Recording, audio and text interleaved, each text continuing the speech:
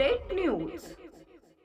Wardha Yavatmal Nanded railway प्रकल्पातील कोट्यवधी रुपयांच्या गौण खनिज घोटाळ्याची गंभीर दखल घेत विधानसभा उपाध्यक्ष अण्णा बनसोडे यांनी मोठा निर्णय घेतला आहे।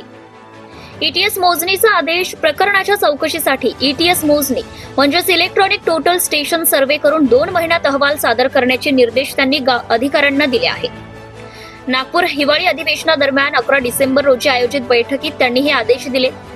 यापूर्वी जुलै महिन्यात जिल्हाधिकारी यांना अहवाल देण्यात सांगितले असता 4 महिने उलटूनही अहवाल सादर न झाल्याने बनसोडे यांनी संताप व्यक्त केलाय। 2 महिन्यात अहवाल न दिल्यास जबाबदार अधिकाऱ्यांवर कठोर कारवाई करण्याचा इशाराही त्यांनी दिलाय।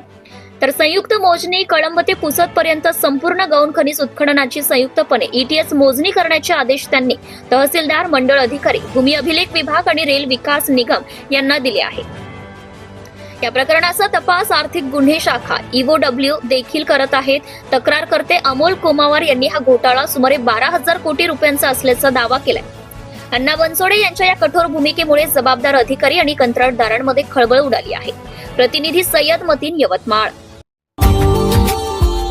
Subscribe now and press the bell icon. Never miss an update.